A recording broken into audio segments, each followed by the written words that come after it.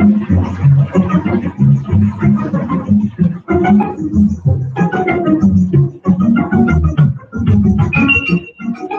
anticipate in the next 10 to 12 years, approximately 8 to 6 million Hispanics coming into the United States and 41 million Asians. You have been the majority minority for 400 years in this country. You have been the number 2 population for 400 years. You're going to get kicked out of being number 2. You're going to go down and become number 4. Now, common sense, in a third grade education would tell you, if you didn't get anything when you were number 2,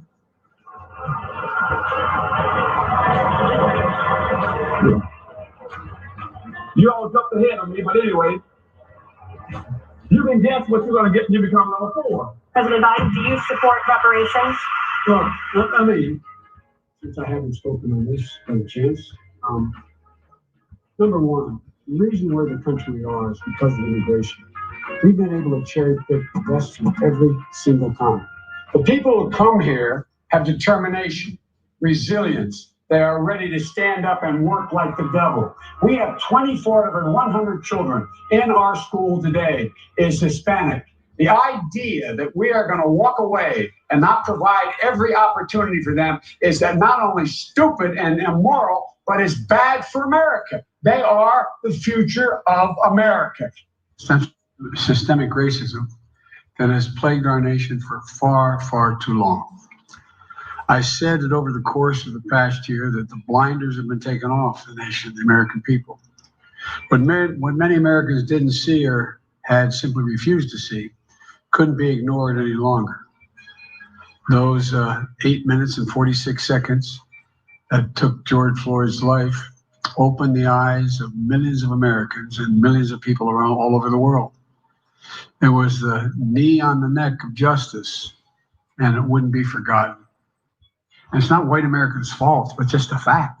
At the very same time that America refused to give the Negro any land, through an act of Congress, our government was giving away millions of acres of land in the West and the Midwest, which meant that it was willing to undergird its white peasants from Europe with an economic floor. But not only did they give the land, they built land-grant colleges with government money to teach them how to farm. Not only that, they provided county agents to further their expertise in farming. Not only that, they provided low interest rates in order that they could mechanize their farms. Not only that, today are receiving millions of dollars in federal subsidies not to farm, and they are the very people telling the black man that he ought to lift himself by his own bootstraps. And this is what we are faced with. And this is the reality. Now, when we come to Washington, in this campaign, we are coming to get our check. We are owed $104 trillion on the very low end, plus $735 billion recurring. This number does not include the cost of about 50 Black Wall Streets that were decimated, nor compound interest from 2017 when Sean D. Rochester's book, The Black Tax, was published, nor the cost of Black life, nor the cost of living increases, nor the war on drugs, nor the current day pandemic. The number I'm working with is for slavery, Jim Crow, and accrued ongoing systemic racism, oppression, and disadvantage in the country our ancestors built with their lives. If you believe in this number as I do and would like to join me in the fight for reparations, please email me at friendsofadostv@gmail.com. That's friendsofadostv@gmail.com. Good evening again, family. Thank you so much for joining me for part 2 of my earlier live that went for 2.5 hours, family.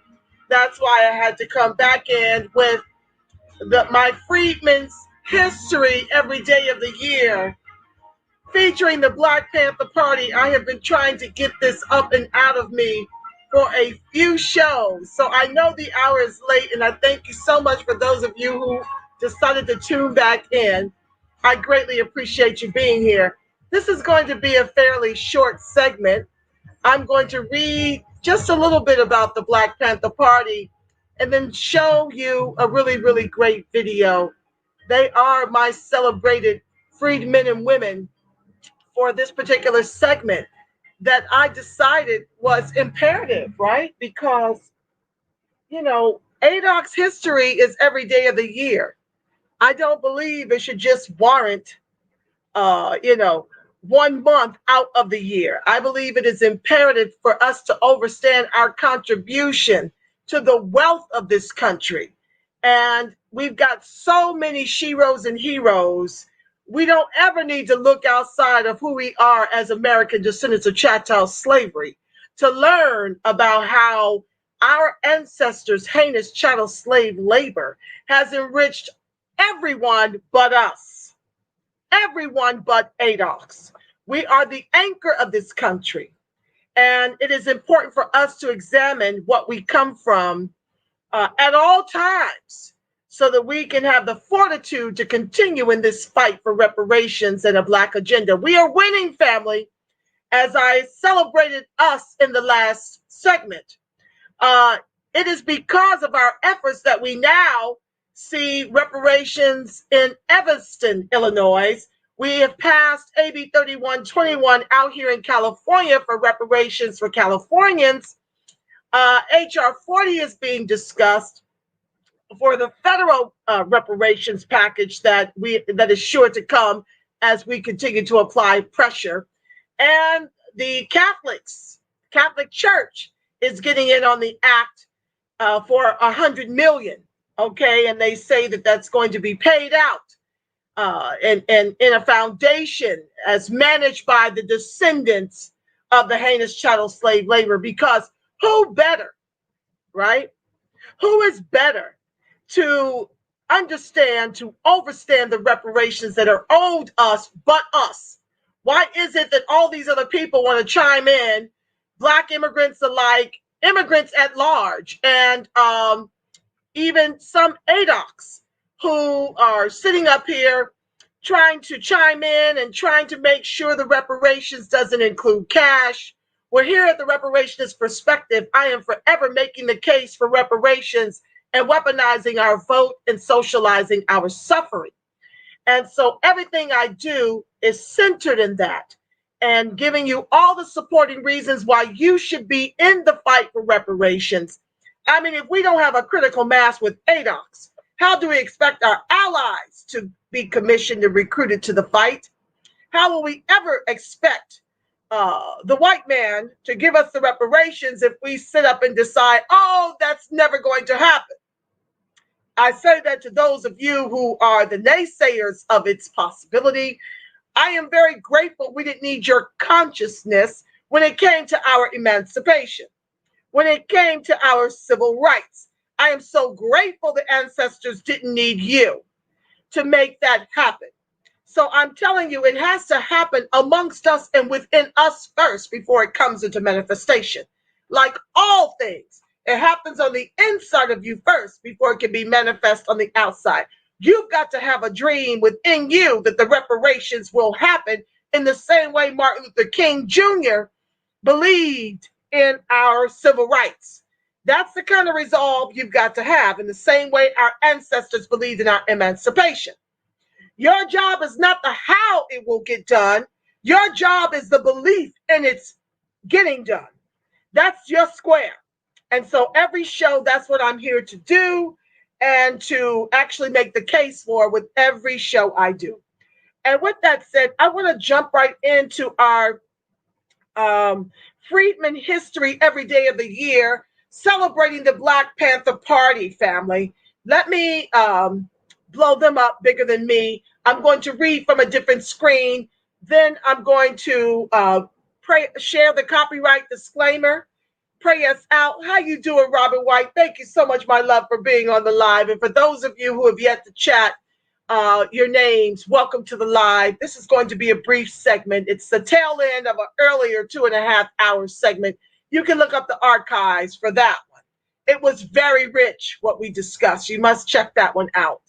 So I want to go here and talk about the Black Panther Party, since it was on my heart to celebrate them around the time the Fred Hampton movie came out. And I'll be doing the review of that in another segment of an entertainment series, how we're being locked out of those leading roles starring as ourselves and being replaced by a bunch of Black immigrants in those roles, specifically African immigrants trained in London.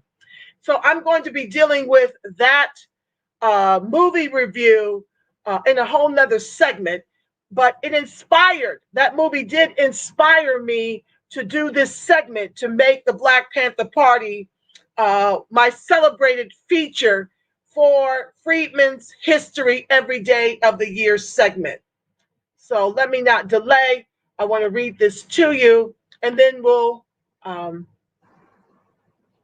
play the video and pray us out. So the Black Panther Party challenging police and promoting social change. Now, they were founded in '66 in Oakland, California. This is a very brief history, but they were founded in '66 in Oakland, California. The Black Panther Party for Self-Defense was the era's most influential militant Black power organization.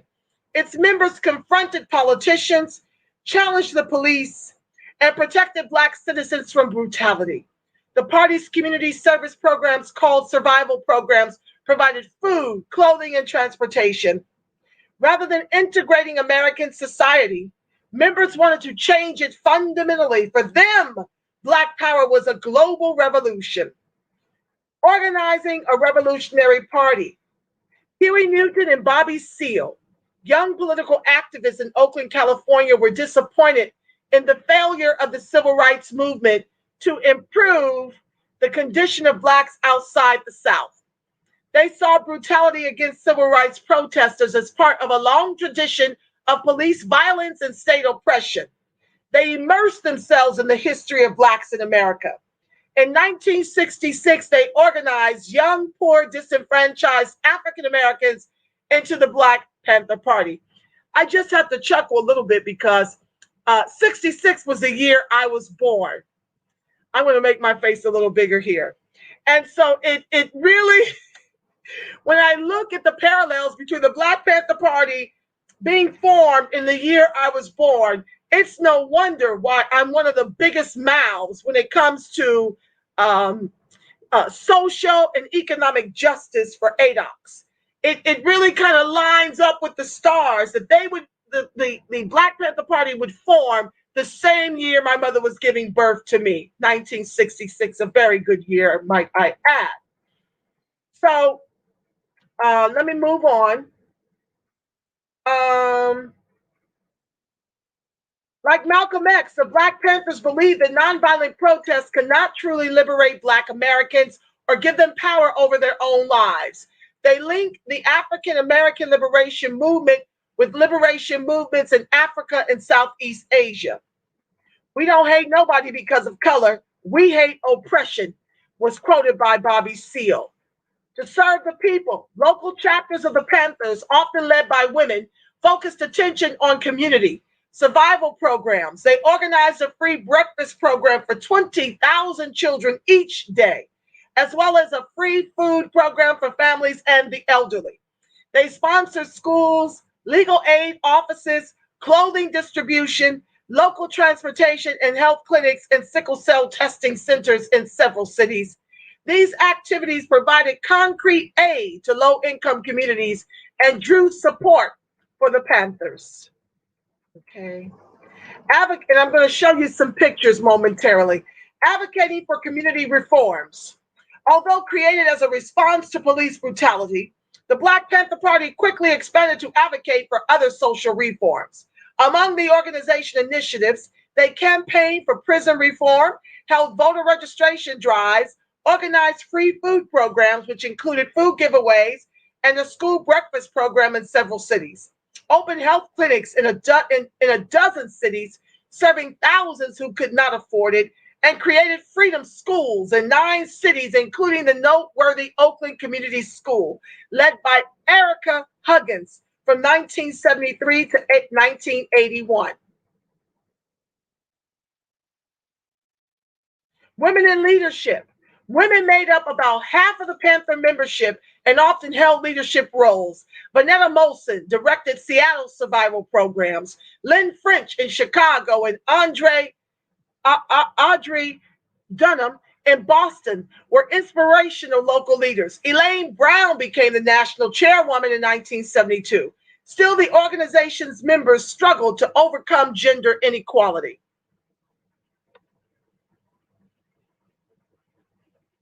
Okay, so that's a little bit about that. Let me come back over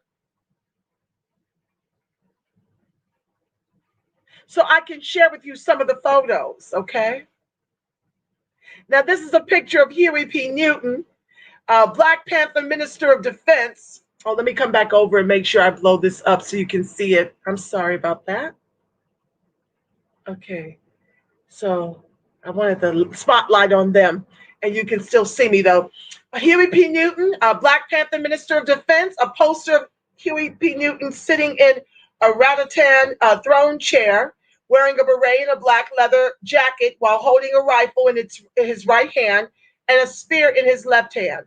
Along the bottom of the print is the text, "The racist dog policemen must withdraw immediately from our communities, cease their wanton murder and brutality and torture of Black people, or face the wrath of the armed people."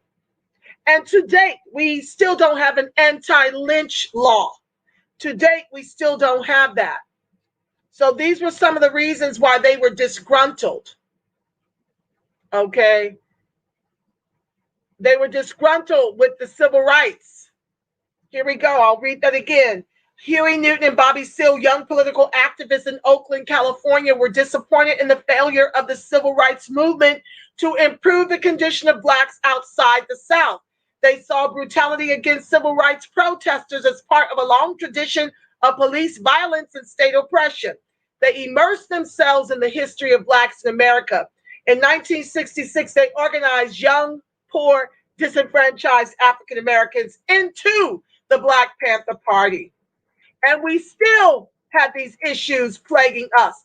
This is a huge failure on the part of our Black politicians that look like us, but have done not very much to move the bar and to insist the Democratic Party in particular to get that, to make the anti-lynch bill an executive order. Because you've got this kind of Congress that will probably never pass it, as we see currently. It's something that we're still fighting for, while Biden comes in day one and makes an executive order for the Asian Americans, the Asians. We don't get those kind of protections. This is Elaine Brown, okay, being featured in this picture here. I'm sorry, that's not Elaine. This is Kathleen Neal Cleaver, Eldridge Cleaver's wife. Inspired by women of the civil rights movement, Cleaver joined other women as influential members of the Black Panther leadership. Above, Cleaver addresses the congregation of the Unitarian Church, San Rafael, California. Let me show you her face again. The dawn of Black power. That's a video.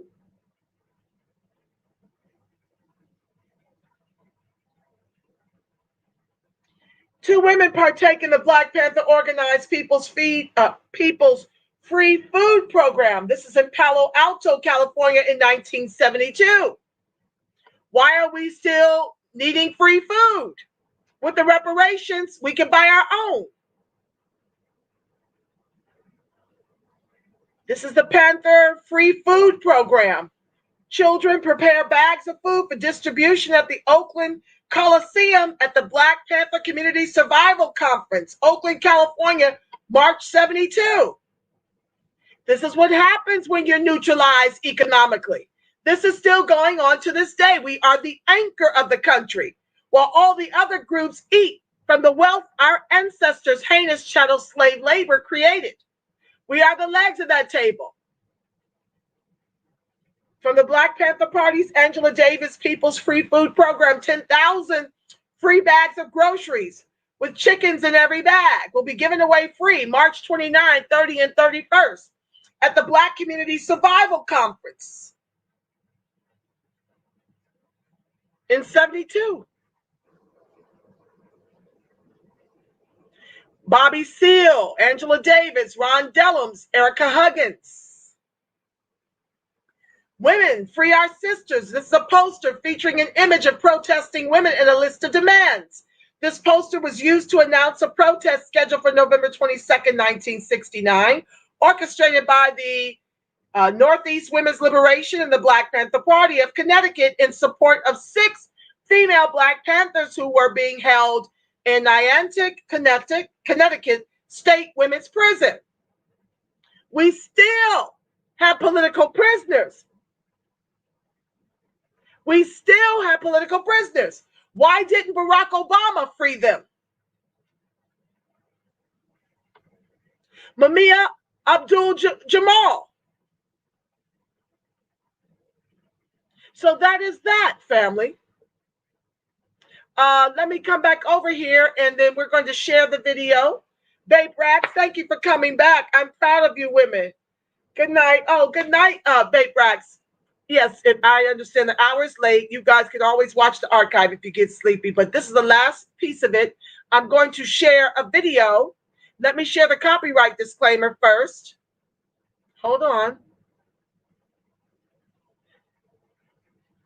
And then I'll get into the video and bid you guys good night.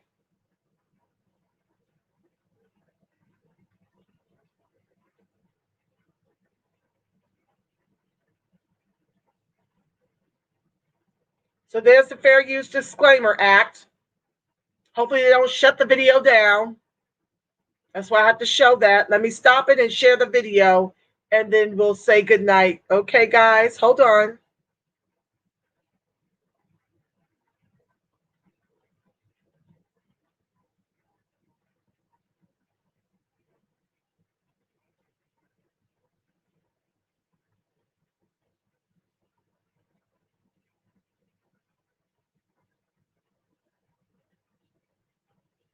Hold on.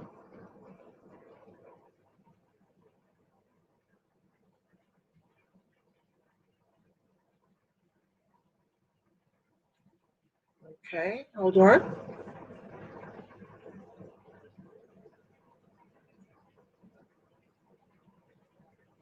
This is called Why Did the Black Panther Party Fall Apart? Here we go.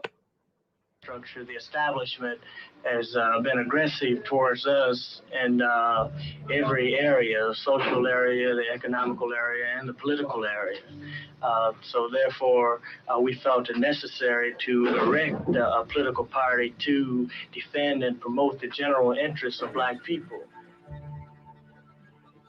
The Black Panther Party became a symbol for armed resistance in the Black community in America. But how did the Black Panther Party start and at the end fell apart?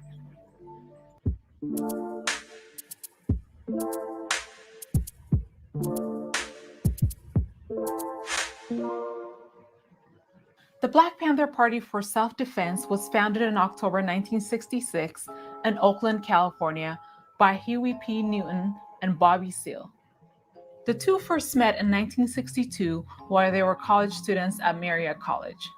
They were active members of the Donald Warden's Afro-American Association, where they widely discussed and followed the Black nationalist movement inspired by the likes of Malcolm X.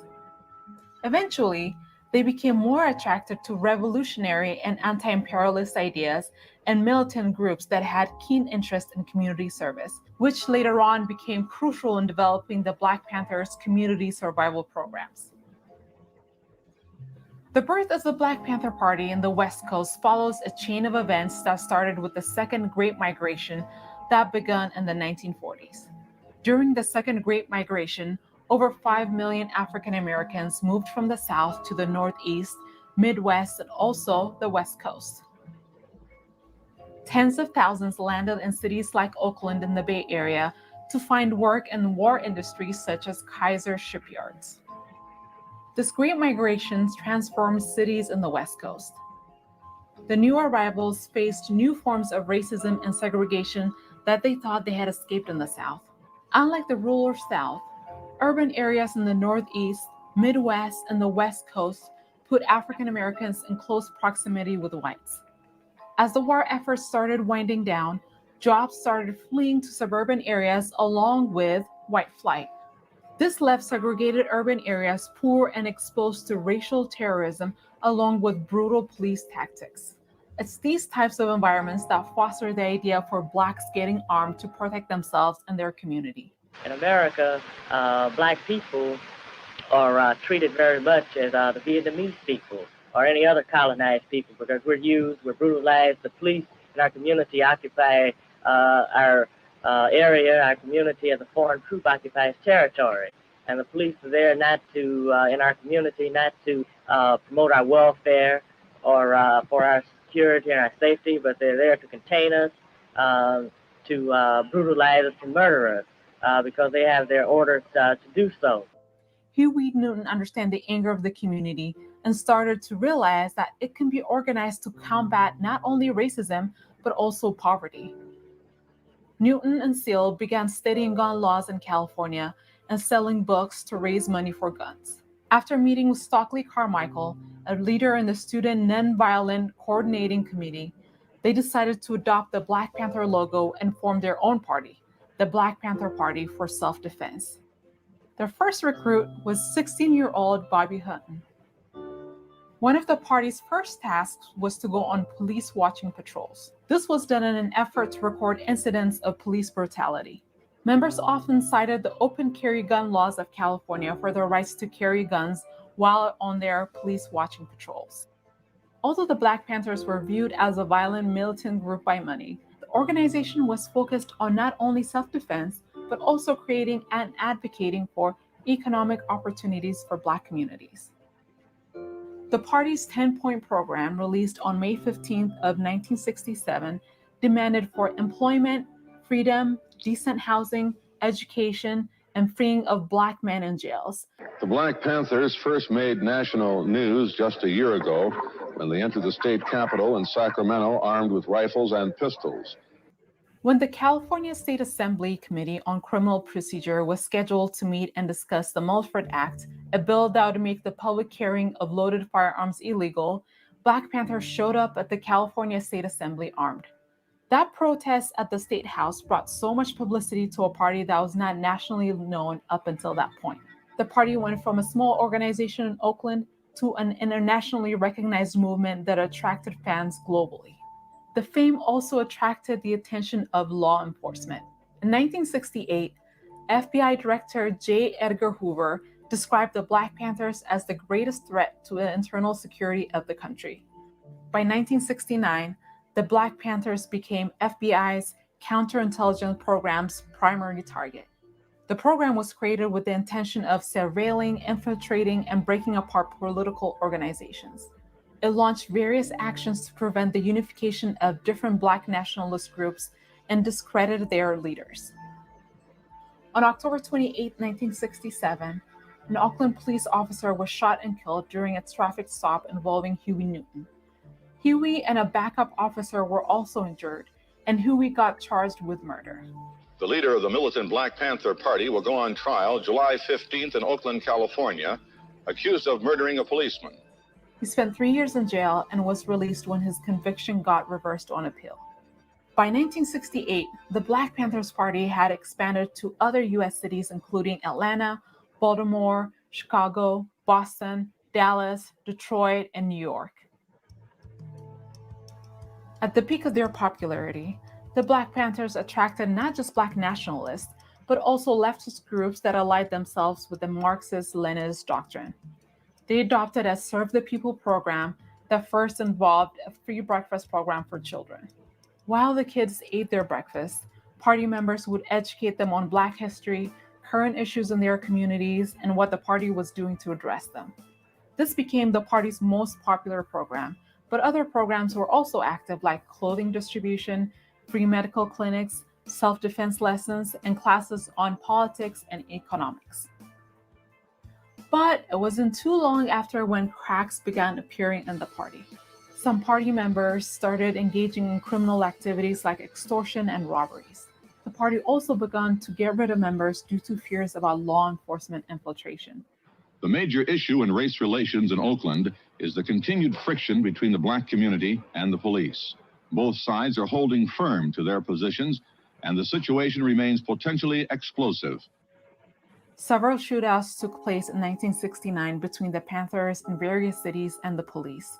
State's Attorney's police arrived at Fred Hampton's West Side apartment, half a block from Panther headquarters, at 4:45 this morning. They had a search warrant authorizing them to look for illegal weapons. One of the biggest blows to the Panthers happened on December 4th of 1969, when Panther leader Fred Hampton was killed in Chicago, along with Panther guard Mark Clark. Chicago police, working with the FBI, raided Hampton's home and assassinated him in his sleep. The pigs murdered Deputy Chairman Fred Hampton while he lay in bed. I approve it. I prove it to the world that Fred Hampton was murdered by the pigs. Their lies, their argument to the people can't bear up to the evidence that we have that they murdered our Deputy Chairman in cold blood as he lay in his bed asleep. Cook County State Attorney told the media later on that the Panthers were first to shoot and refused to cease firing. But investigation showed that only one shot was fired by Mark Clark, and that was a result of a reflexive death convulsion after he was struck in the chest by police. Police, however, fired at least 80 shots. 8 Chicago police officers were indicted by a federal grand jury over the raid, but charges were later dismissed. A major split in the party took place when ideological differences could not be resolved in the early 1970s. Party leaders like Huey Newton and David Hillard wanted to focus on community service and self-discipline, while others like Eldridge Cleaver favored a more confrontational strategy. Cleaver was removed from the party, and he went on to lead a splinter group, the Black Liberation Army. The split turned violent as the two groups carried out assassinations on each other's members. In 1972, under the leadership of Huey, the Panthers started closing down dozens of chapters around the country and bringing operations and members back to Oakland. Their plan was to take over the city of Oakland politically. Thus, Bobby Seale ran for mayor, and other party members ran for city council and for minor offices. Although Seale was not successful, few members won seats on local government commissions. And if Black Panther Party want to run political candidates and hold up their signs and keep guns in their homes to defend themselves from racist pink cops who shoot up windows and murder black people in the black community, then let black people hold up the sign of the gun and use it to defend themselves. Everybody has a right to survive. In 1974, Huey Newton and 8 other Panthers were arrested and charged with assault on police officers. Huey was also charged with the murder of Kathleen Smith, an 18-year-old prostitute. He fled to Cuba to avoid prosecution and put Elaine Brown in charge, the first chairwoman of the party. Under Elaine Brown, the party became more politically engaged and brought several women into leadership roles. By 1978, Huey had returned from exile in Cuba. The party that he left behind looked different now, with women outnumbering men. This didn't sit well with many of the male members.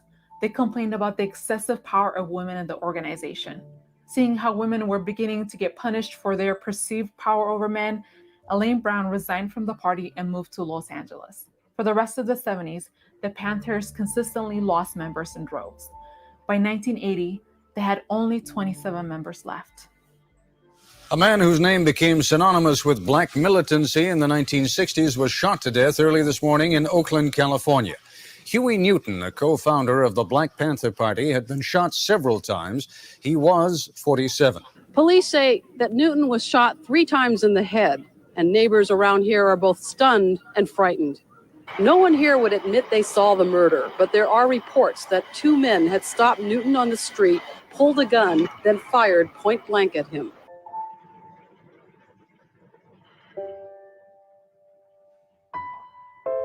The legacy of the Black Panther Party is controversial, but it's no doubt that it was a major political and cultural force. Numerous former Black Panthers moved on to hold elected offices in the U.S., including city council positions and even becoming a congressman. In 1990, Chicago City Council passed a resolution declaring Fred Hampton Day. And in October 2006, the Black Panther Party held a 40-year reunion in Oakland.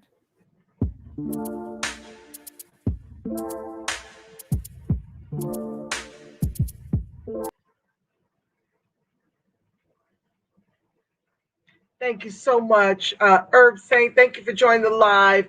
That concludes my segment for the Freedmen's History every day of the year. Like I said, it's a short segment. It was an add-on because my first segment went 2.5 hours. It was rich, though, so you have to make sure you catch that earlier version in the archives on Facebook, Twitter, and YouTube.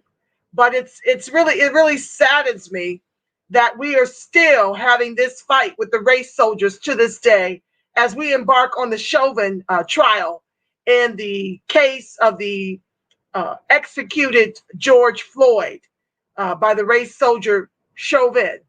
It really disturbs me in my core that we are in 2021 and still don't have an anti-lynch law, and we still don't have the decimation of qualified immunity. So these race soldiers, the KKK, as the FBI stated in a 2006 report, that the KKK has pretty much infiltrated the police force all throughout the country. And yet you've got Biden pivoting for Asian protection. When I shared in my prior show, the show prior to this one, that the biggest piece that is happening with Asian folks are, 68% of the complaints are anti-racist slurs towards the anti-Asian racist slurs towards the Asian people. 68% of the complaints. And the others, are, harassing or pushing or what have you. Now, of course, the white guy, the sexually repressed, his name is Robert something. Can't recall at this hour what his last name is. Don't really care. The bottom line is white folks are committing these anti-Asian hate crimes, and the Asian folks, by and large, are allowing the narrative that it's ADOX doing it. When we have isolated incidences of, mentally deranged folks harassing them, but the white inferiors are the ones executing them. So, we are being attacked and assailed on all the fronts to this day, despite the efforts of the Black Panther Party, Malcolm X, Martin Luther King Jr. The struggle continues for our people, for social and economic justice in the country our ancestors built with their lives. So I say we have to continue to lean in. I shared in the earlier segment how New York has passed a bill dismantling or limiting the reach of qualified immunity. Hi, Dorothy Nichols. Thank you so much for joining the live. Joyce Johnson, look at this. She's awesome. Oh, thank you for sharing, and thank you for the beautiful compliment. I receive it. Yes. So the bottom line is, family, we're still in this fight. We need all hands on deck. I am here, like I said, as a Reparations Perspective Weekly. I'm going to try to come on a little bit more often because I have so many shows that are ADOC centered to keep us apprised of how we're being neutralized economically, and now they're coming for the vote by weaponizing immigration against us. And I want us to start moving as a block. So me and the New Black Media are here to teach ADOCs about how we factor into the politics of the day with an ADOC's lens. And I thank you so very much for your support of the show. I thank you so much for tuning in at this late hour. I'm going to bid you adieu and put a covering over you before I part company with you until the next time, so you can get on with the rest of your evening. I want to remind you that the light of God surrounds us, the love of God enfolds us, the power of God protects us, and the presence of God watches over us. Wherever ADOX and its allies are, God truly is, because, family, you are the face of God. You are the voice of God. You are the body temple of the Spirit of the living God. Until next time, family, you go out in this world and show them exactly who you are. And you make it a beautiful, God-inspired rest of your evening and work week until we meet again. Know this, family, that I love you, Black. And I love you strong. Peace, family. Good night.